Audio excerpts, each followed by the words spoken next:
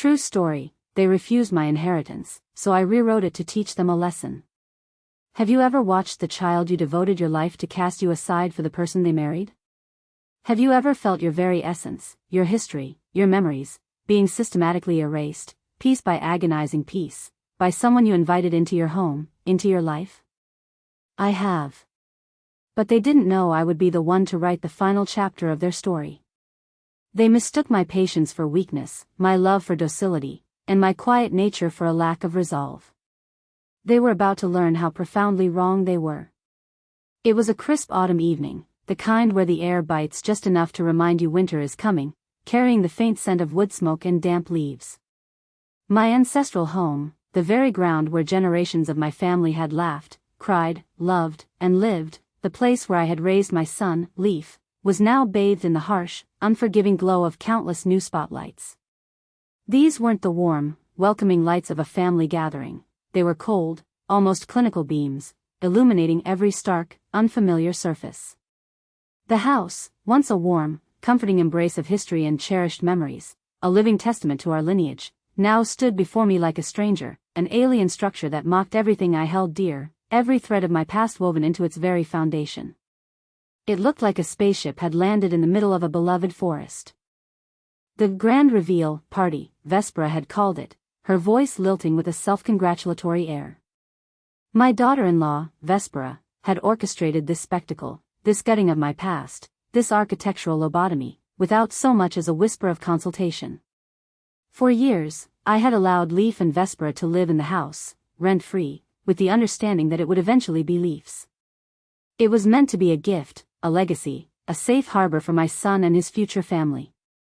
Instead, it had become a canvas for Vespera's boundless ego, a monument to her utter disregard for me, for history, for anything that didn't fit her narrow, modern aesthetic. I remember thinking, as I approached the newly paved driveway, that she hadn't just renovated the house, she had excavated my soul and replaced it with something synthetic and cold. I remember stepping through the front door, or what used to be the front door.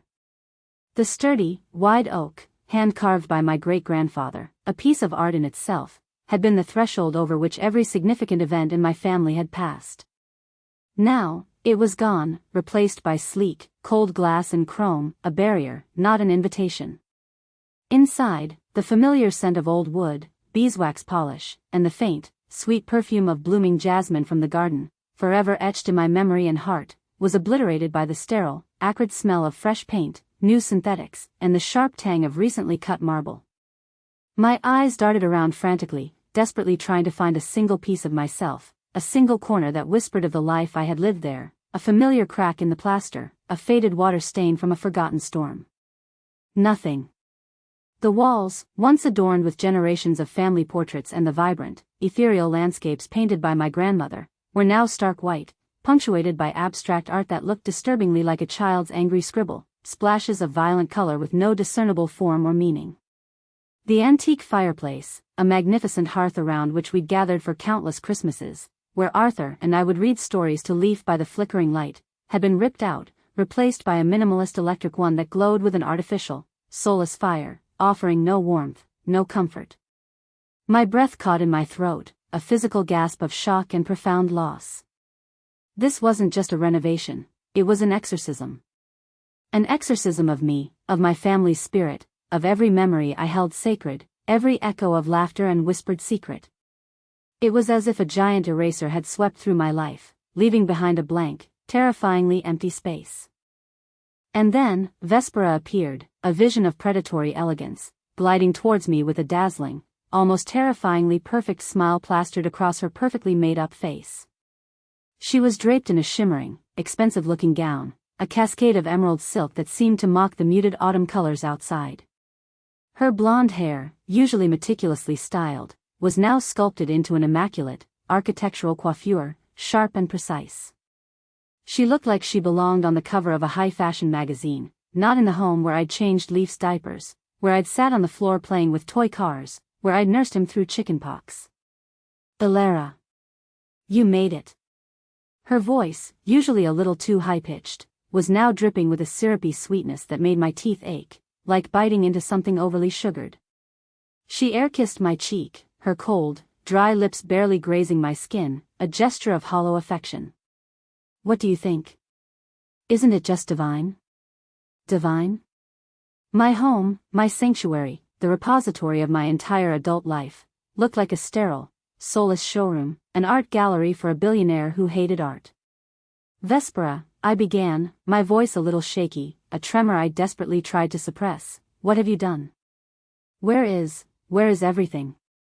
The question hung in the air, a plea for understanding, for a shred of the past. She laughed, a brittle, tinkling sound that grated on my nerves like fingernails on a chalkboard. Oh, Alara, darling, we got rid of all that clutter. All those old, dusty things. Honestly, it was a museum of the past, wasn't it? So terribly outdated. Leaf and I agreed, it needed a complete overhaul.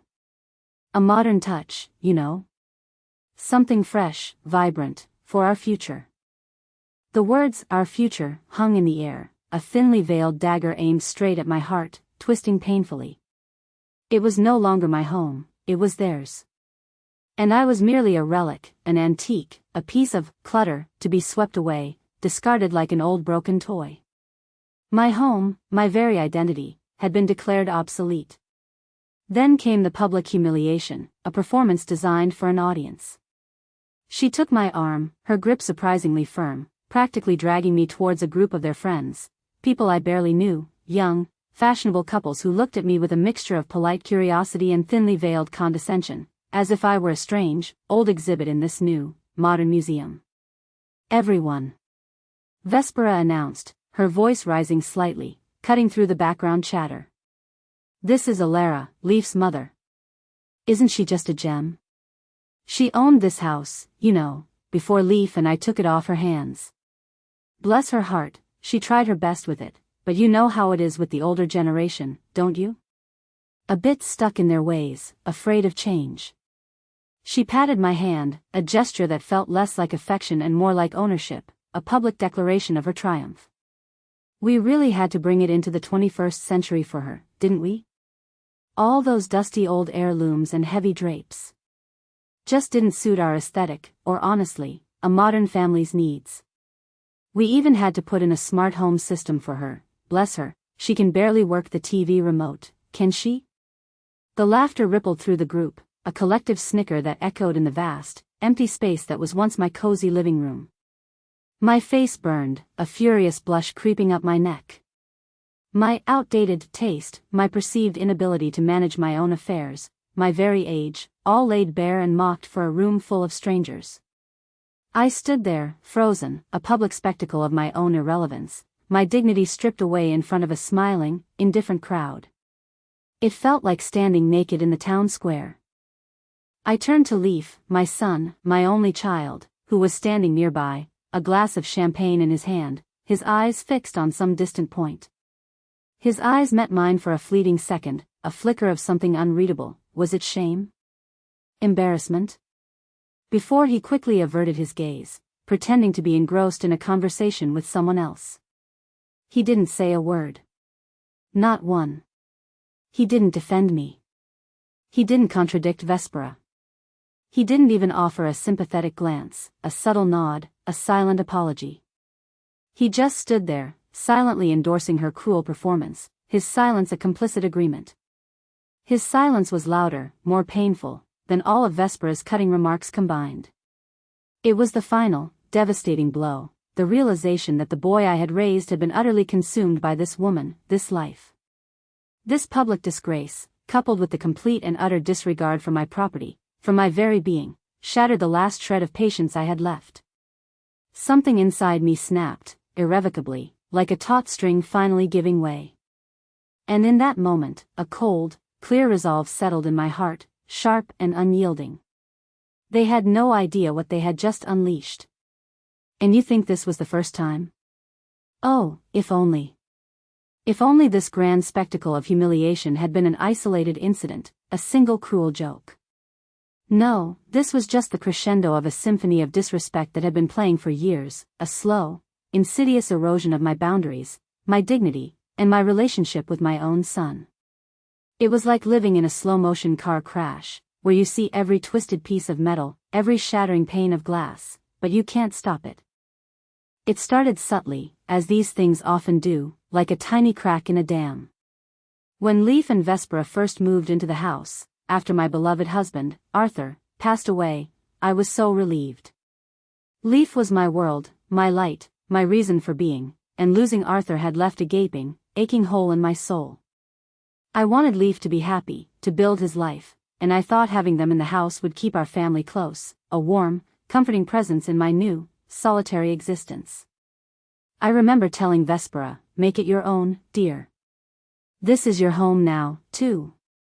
Oh, how foolishly naive I was. I meant personalize a room, perhaps redecorate a bathroom, hang a few of her own pictures.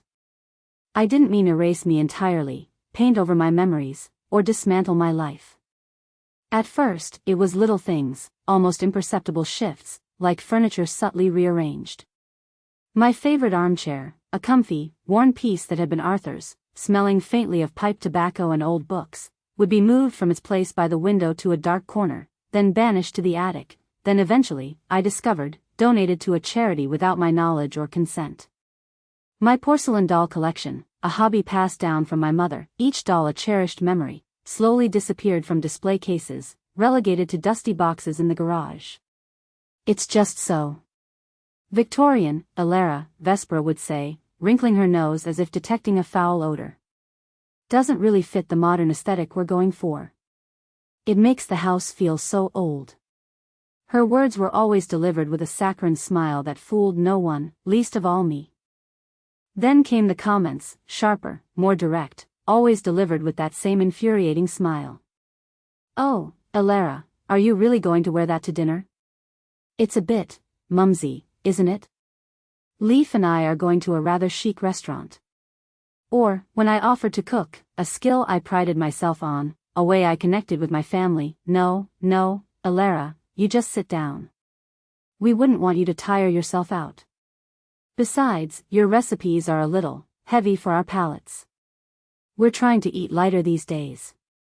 It wasn't just my cooking, it was my taste, my clothes, my hobbies, my friends, my very way of life that was constantly scrutinized, subtly belittled, and deemed inferior, too old, too traditional, to me. I started to feel like a guest in my own home, then like an intruder, constantly walking on eggshells, afraid to touch anything, afraid to speak. Vespera began to manage my schedule, telling me when I could visit, when I should leave. "We have friends coming over, Alara, it might be better if you went to Aunt Mildred's for the night. You know how noisy young people can be, and you need your rest." I, the owner of the house, the woman who paid the taxes and the insurance, was being asked to vacate for her convenience, for her social life. I felt like a second-class citizen, then a forgotten relic, then finally, just an obstacle in their path, something to be moved or discarded. The worst part, the part that truly hollowed me out, that created a cold, empty ache in my chest, was watching Leaf. My son. The boy I had nursed through fevers, cheered at his football games, stayed up late to help with his homework, the man I had taught to be kind, to be respectful, to stand up for what was right. He changed. Slowly, imperceptibly at first, then with an alarming speed, like watching a flower wilt in front of your eyes. He used to be my biggest defender, my confidant, my best friend. Now, when Vespera would make a snide remark, he would just clear his throat, look away, or offer a weak, "Now, Vespera." That never went anywhere, never challenged her, never defended me. He became a shadow of his former self, a puppet whose strings were pulled by Vespera's perfectly manicured hand, his once vibrant personality muted, his voice softer, his eyes avoiding mine. I remember one particularly painful incident. I had just gotten a new prescription for my glasses, and I was struggling to read a small print on a bill. I asked Leaf for help, feeling a momentary vulnerability, hoping for a moment of connection. Vespera, who was within earshot, laughed dismissively, a sharp, cruel sound. "Oh, Alara, really? Can't you see a thing without your spectacles? You're getting so frail. Maybe we should look into assisted living for you soon, somewhere with brighter lights." My heart sank, a leaden weight in my chest. Leaf just chuckled along with her, a nervous, almost apologetic sound, and took the bill, reading it quickly without a word of comfort or defense for me. It was clear then, Vespera's opinion, Vespera's approval, was paramount to him. My feelings, my well-being, my very existence, had become secondary, if they even registered at all. He had chosen her, over and over again, in 1,000 tiny ways, long before that party. There were countless other moments, being excluded from family trips planned in my own home, having my mail opened and sorted by Vespera for my convenience, finding my personal belongings rearranged or discarded without a thought. Each incident was a tiny cut, slowly bleeding me dry of my self-worth and my connection to my son. I would try to talk to Leaf, to reason with him, to reach the boy I knew was still inside. Leaf, darling, I feel like I'm losing you, I'd say, tears stinging my eyes, my voice thick with unshed grief. He'd hug me awkwardly, pat my back, and say, "Oh, Mom, don't be silly. Vespera just has strong opinions. You know how she is. She means well." He always defended her, always minimized my pain, always made my feelings seem irrational, overblown. He was so utterly blind, or perhaps, simply unwilling to see the truth, unwilling to risk Vespera's displeasure. I watched as my once strong, independent son withered under Vespera's influence, becoming more concerned with keeping her happy than with upholding the values he was raised with, the values his father had instilled in him. He was trapped, I realized, and in his desperation to maintain peace with her, he sacrificed his mother's dignity, his own integrity, and our bond. So, no, the renovation party wasn't the first time. It was simply the last nail in a coffin they had been building for me, plank by painful plank, for years. And in that moment, as I stood there, humiliated and betrayed, the chill of the autumn air seeping into my very bones, I knew I had to stop pretending. I had to fight back. Not for anger, not for revenge, though both simmered beneath the surface, but for the fundamental principle of respect, for my history, for Arthur's legacy, and to show them that there are some lines you simply do not cross, no matter how much you crave what someone else has. Little did they know, I was about to reveal a secret that would turn their carefully constructed world upside down. But they didn't know about the final secret my late husband left me. Arthur, my beloved Arthur. He was a man of quiet wisdom, observant and farsighted. He had seen things, even then, that I, in my blind optimism and boundless love for my son, had chosen to overlook. He saw Vespera's ambition, her subtle manipulations, her casual disregard for tradition, even before they became overt. He had a sixth sense for character, a deep understanding of human nature, honed by years as a successful estate planner. He had a profound respect for family history, for the weight of legacy. Before he passed, he had updated his will, not just to ensure my comfort, but to protect our legacy, our family's anchor, and, as it turned out, to arm me with a powerful, unspoken truth, a hidden weapon. Arthur had always been meticulous with his affairs, a man who planned for every eventuality, a chess player envisioning moves far into the future. He had a knack for anticipating troubles long before they manifested, a quiet genius for foresight. One evening, not long before he fell ill, when the first whispers of Vespera's influence were just beginning to be heard, he sat me down in his study. The room, which they had since stripped bare, turning it into a stark, minimalist office, felt sacred that night, filled with the scent of old paper and Arthur's comforting presence. He held my hand, his grip surprisingly strong, reassuring. "Elara," he'd said, his voice soft but firm, a tone I knew meant he was serious, "I've made some adjustments to my estate.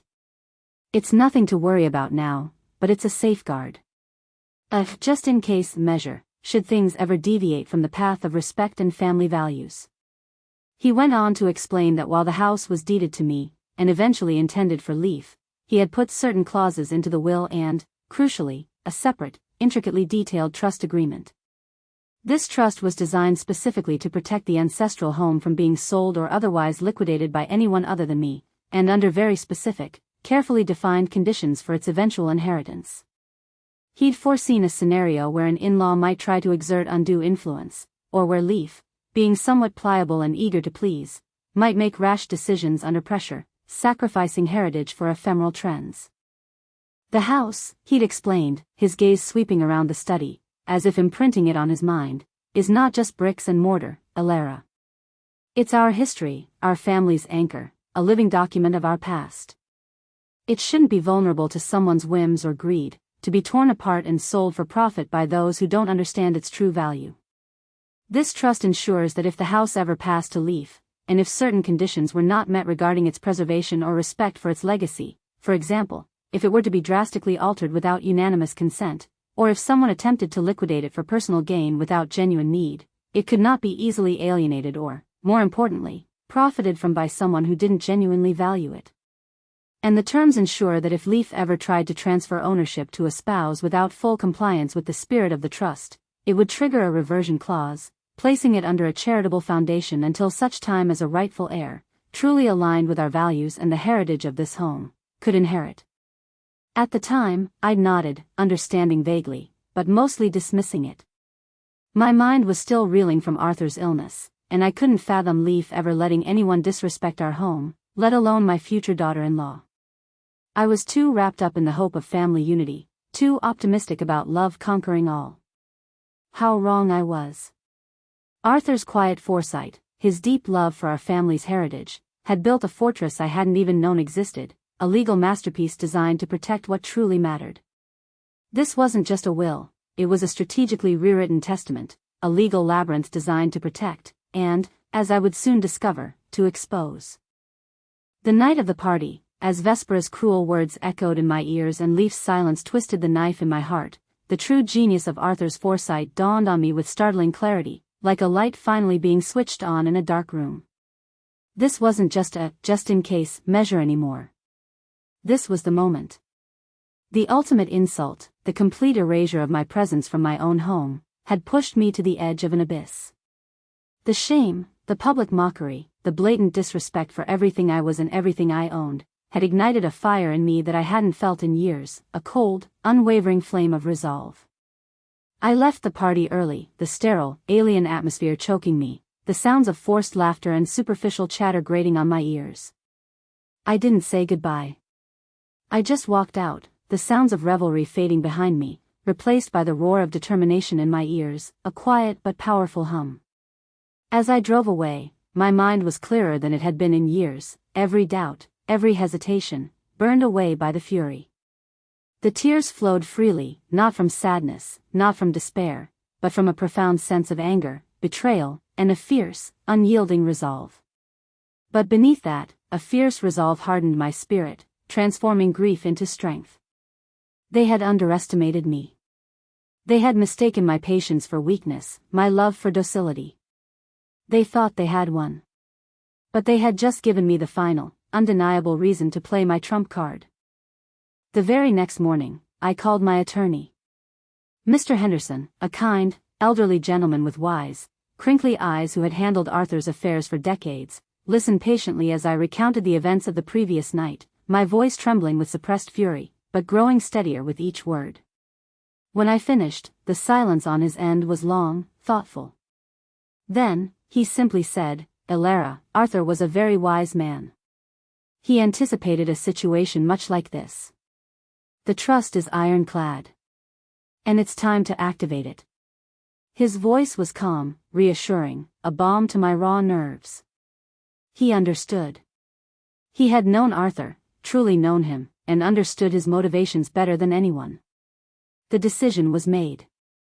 Not out of malice, not out of mere vengeance, but out of a desperate, fundamental need to reclaim my dignity, to teach a profound lesson about respect and consequence, and to honor Arthur's legacy, his memory, his foresight.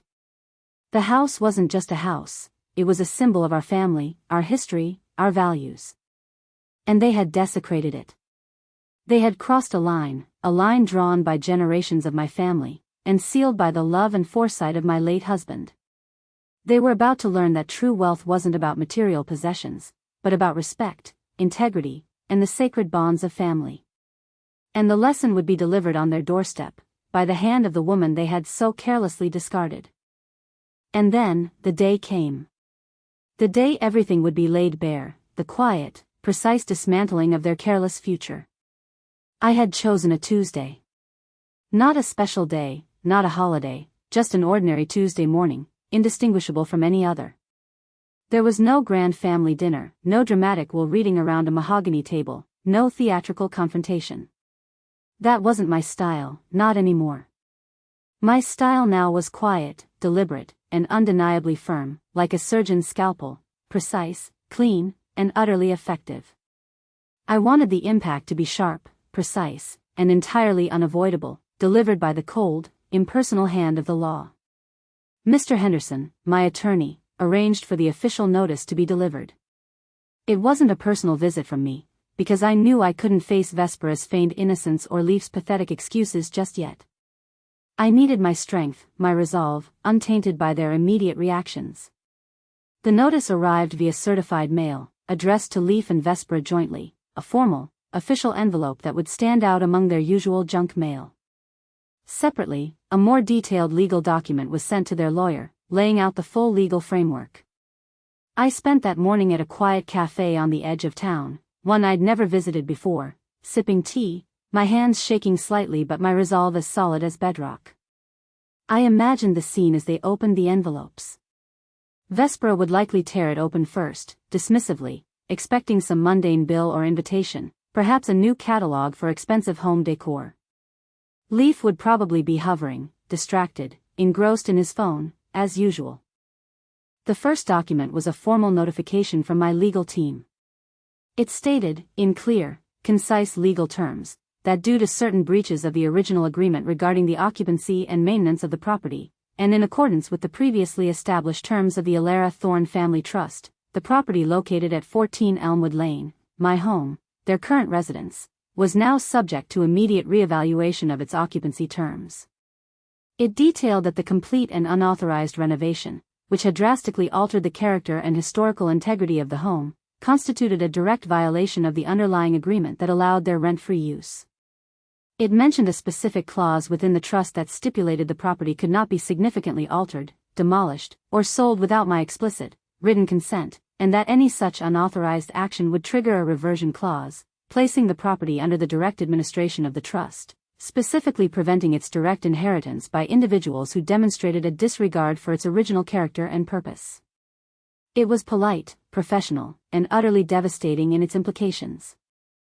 The second document, the one sent to their lawyer, detailed the full implications of Arthur's carefully crafted trust. It stipulated that while Leaf was still an heir, his inheritance of the house was now conditional, contingent on compliance with the trust's stringent rules. The trust would take over direct management of the property, overseeing its use and maintenance. They would no longer be living there rent-free. In fact, if they wished to remain, they would now be required to pay market-rate rent, a figure Mr. Henderson had ensured was substantial, reflecting the property's size and prime location. Furthermore, the trust agreement explicitly stated that should they choose to vacate, any future sale of the property would be managed solely by the trust, with the proceeds distributed according to a very specific formula that heavily favored charitable organizations dedicated to historical preservation, significantly diminishing the amount that would ever directly reach Leaf, and completely cutting out Vespera. The cleverly worded trap meant that Vespera, who had been dreaming of selling the old dump for millions and pocketing the proceeds for her lavish lifestyle, would see virtually none of it. Her greed, which had driven her to desecrate my home, was now her undoing, a magnificent boomerang. The house, in its current modern state, was now a liability, a symbol of her overreach, and a financial dead end for her. My phone rang an hour later. It was Leaf. His voice was frantic, a panicked tremor I hadn't heard in years, since he was a frightened little boy. "Mom. What is this? What have you done? We just got a letter from some lawyer. What's going on?" His words tumbled out, a mix of confusion and rising panic. I took a deep breath, letting the silence stretch for a moment. My voice was calm, steady, devoid of emotion, a stark contrast to his desperation. "Leaf," I said, "it's all there in the letter. Your father, Arthur, was a very wise man. He put protections in place for our home, for our family's legacy. Protections against exactly this kind of disregard." "Disregard?" "Mom, we renovated. We made it beautiful. We invested our money. How can you do this?" he stammered, his voice rising in pitch, indignation warring with fear. You renovated without my knowledge or consent, I corrected him, my voice flat, firm.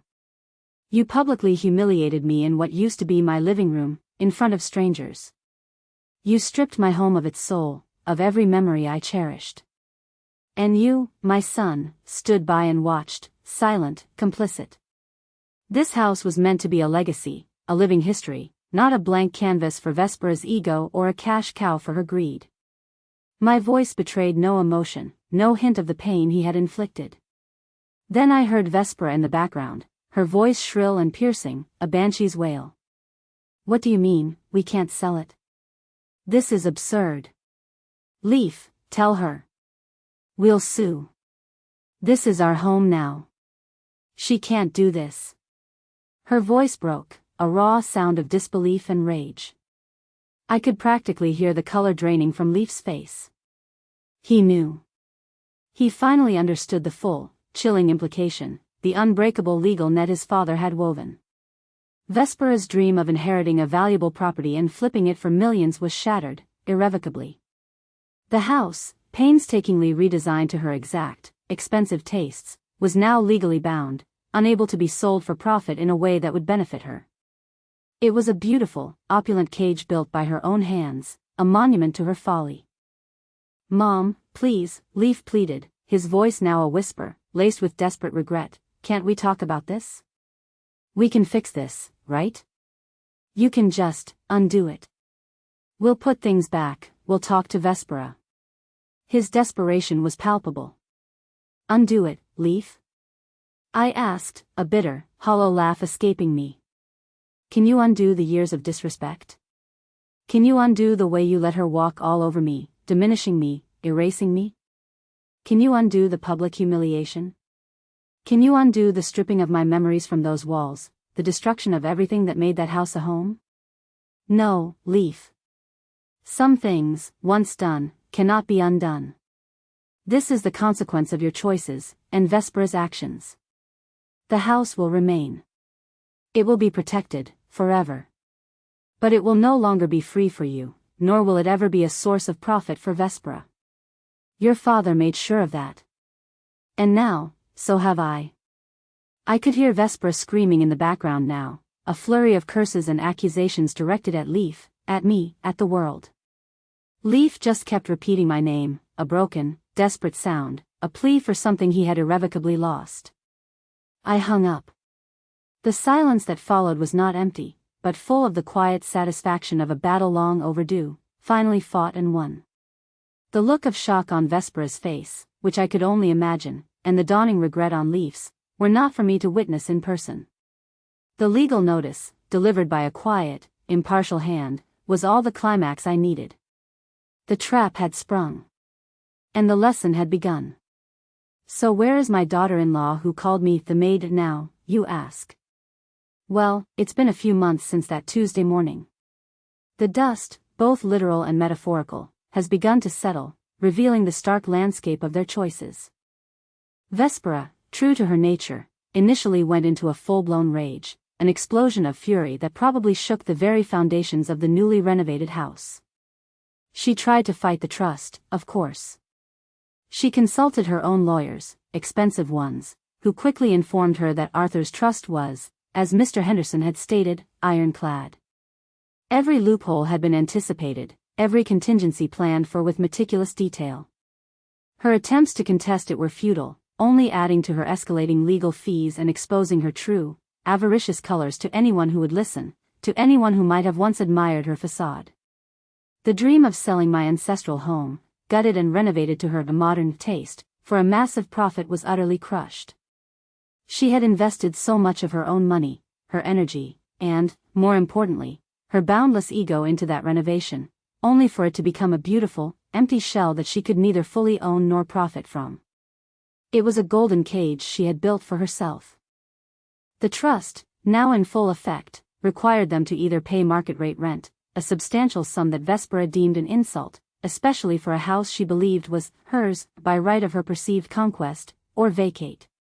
Vespera, unable to stomach the idea of paying rent for a house she'd poured so much of her self-worth and money into, and furious that she couldn't monetize it, refused point blank.